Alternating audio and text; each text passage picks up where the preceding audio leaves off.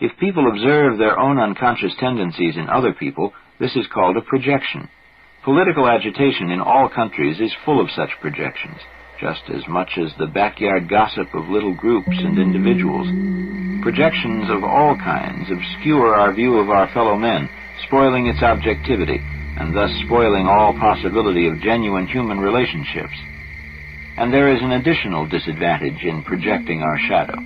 If we identify our own shadow with, say, the communists or the capitalists, a part of our own personality remains on the opposing side.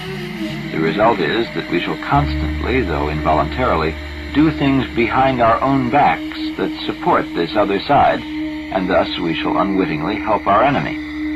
If, on the contrary, we realize the projection and can discuss matters without fear or hostility, dealing with the other person sensibly, then there is a chance of mutual understanding, or at least of a truce.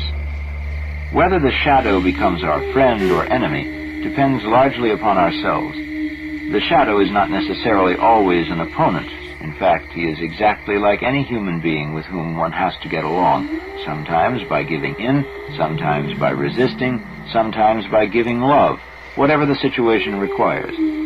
The shadow becomes hostile only when he is ignored or misunderstood.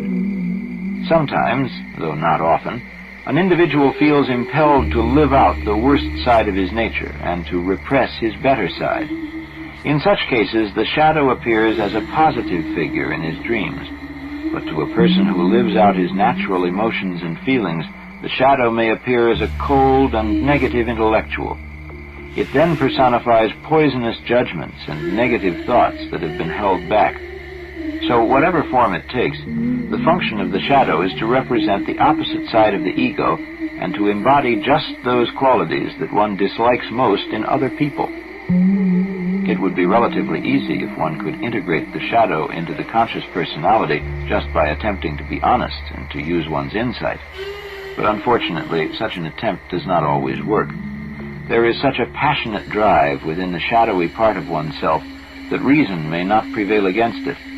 A bitter experience coming from the outside may occasionally help. A brick, so to speak, has to drop on one's head to put a stop to shadow drives and impulses. At times, a heroic decision may serve to halt them, but such a superhuman effort is usually possible only if the great man within, the self, helps the individual to carry it through. The fact that the shadow contains the overwhelming power of irresistible impulse does not mean, however, that the drive should always be heroically repressed. Sometimes the shadow is powerful because the urge of the self is pointing in the same direction, and so one does not know whether it is the self or the shadow that is behind the inner pressure. In the unconscious, one is unfortunately in the same situation as in a moonlit landscape. All the contents are blurred and merge into one another, and one never knows exactly what or where anything is, or where one thing begins and ends. This is known as the contamination of unconscious contents. When Jung called one aspect of the unconscious personality the shadow, he was referring to a relatively well-defined factor.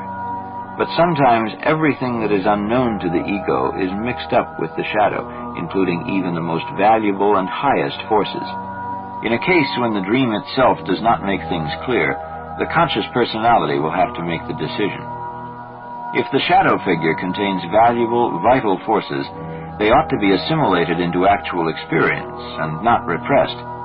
It is up to the ego to give up its pride and priggishness and to live out something that seems to be dark, but actually may not be.